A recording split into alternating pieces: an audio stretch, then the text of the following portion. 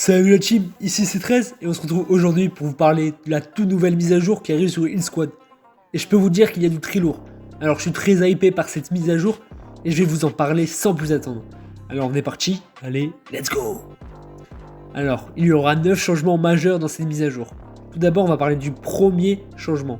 Alors ce sera un changement de l'organisation des combats d'assaut en fonction de la puissance de l'équipe que vous avez sélectionnée. Donc actuellement les valeurs des squads étaient en fonction de la puissance moyenne de tous les joueurs dans la guerre. Et dans cette prochaine mise à jour, vos adversaires seront calculés en fonction de votre valeur des squads à vous. Donc il va falloir mettre en place une toute nouvelle stratégie pour fonctionner parfaitement. Donc cela signifie aussi que vous pouvez faire de chaque bataille un défi équilibré pour chaque joueur. Donc, ce qui signifie que si vous gagnez 5 batailles, ce sera vraiment un exploit pour tout le monde. Et donc ils veulent faire en sorte que les joueurs d'une puissance moindre d'une guilde ne soient pas bloqués dès le premier combat. Donc il y aura toujours une difficulté croissante par bataille. Ça c'est très important. Vos membres qui ont une petite puissance d'équipe dans votre guilde. Ensuite on est parti pour le second point. Alors le second point c'est donner des points de guerre en fonction de la puissance de l'équipe que vous avez vaincue. Actuellement c'était un nombre fixe de points par rapport au combat d'assaut. Donc lorsque vous avez 32 points, là ça va changer. Ensuite le troisième point, c'est convertir les points de guerre en trophées à la fin d'une guerre. Actuellement c'était les victoires et les MVP qui étaient les seules sources de revenus de trophées, donc dans les classements. Donc ces trois premiers points combinés changeront complètement les guerres et le classement de la guilde qui sera basé sur les performances de la guilde lors de l'enrôlement, ou phase de préparation. Ces soldats aussi et le nombre de victoires durant la phase de combat. Alors gagner la guerre et les positions de MVP ne vous apportera donc désormais qu'un petit plus par rapport aux trophées que vous avez déjà gagnés grâce aux points de combat. Les trophées gagnés par chaque guilde seront donc plus variés, ce qui rendra le classement plus intéressant et fera en sorte que chaque guerre aura son importance, même si vous savez déjà que vous gagnez. Donc ensuite le quatrième point et pas des moindres, c'est la réinitialisation complète des rangs de la guilde après chaque saison. Donc cela signifie que les guildes monteront en grade avant d'entrer dans le classement de Diamant 3 chaque saison. Donc c'est similaire au fonctionnement de l'arène. Bien que les guildes de plus haut niveau passeront rapidement à travers les rangs, l'objectif est de permettre une progression plus nette chaque saison et de faire en sorte que les nouvelles guildes puissent s'affronter à égalité dès leur première saison. Cela permettra également aussi d'améliorer les matchs car il y aura davantage de guildes de même puissance dans chaque rang. Surtout avec un nombre total de rangs inférieur en raison donc de la suppression des grades de la guilde carbone, cuivre et acier.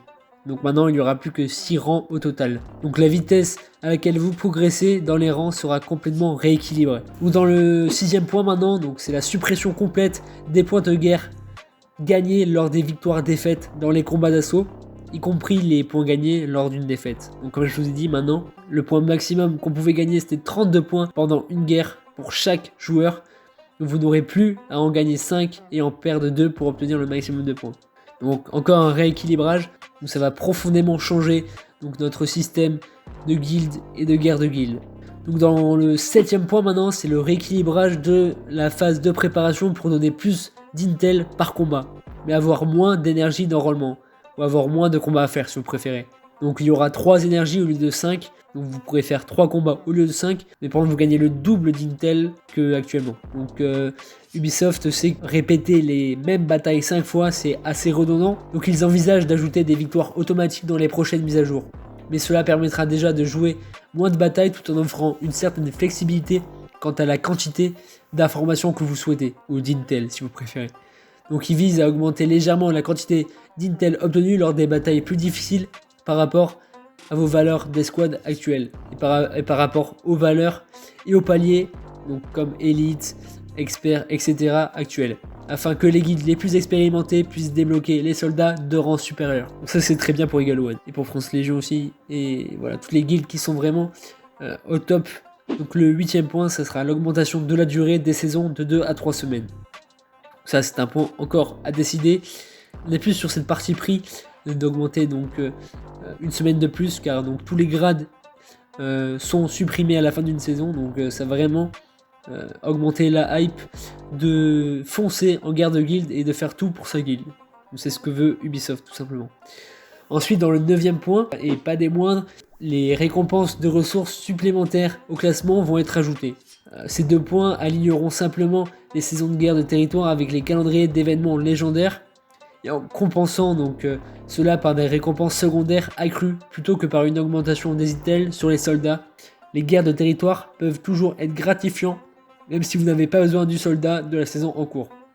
Et oui, il faut savoir qu'il y aura également un ajout d'autres soldats dans la rotation de la guerre de territoire à venir dans les récompenses de fin de saison. Dans l'ensemble, Ubisoft pense que la meilleure et la plus unique partie des guerres de territoire est actuellement la discussion et la construction de compositions avec vos camarades de guilde. Il pense que si les batailles d'assaut sont suffisamment équilibrées, donc entre 2 et 4 victoires en moyenne, pour récompenser un bon esprit d'équipe et que les points et les classements reflètent le succès de la phase de préparation et de la phase d'assaut, les guerres de territoire seront beaucoup plus compétitives. Alors la compétition dans Elite Squad, c'est ce qu'on veut voir en premier, et je pense que de redorer le blason des guerres de lutte comme ça pourra faire que du bien au jeu. Et voilà, donc le fait de faire des batailles moins redondantes surtout, et puis aussi donc les valeurs des squads des adversaires qui vont changer, ça va vraiment être un plus. Et aussi le fait que les points MVP et les points de fin de guerre donc, vont être totalement rééquilibrés. Donc actuellement c'était 113 points par guerre qu'on pouvait gagner. Donc dans la prochaine mise à jour ça va tout changer. Et j'espère que ça va vraiment envoyer du lourd. Sur c'était stress, j'espère que cette vidéo vous aura plu. N'hésitez pas à liker. Je vous précise qu'il y a toujours un giveaway dans ma chaîne YouTube. Alors n'hésitez pas à aller checker la description pour rejoindre le Discord. Likez la vidéo précédente.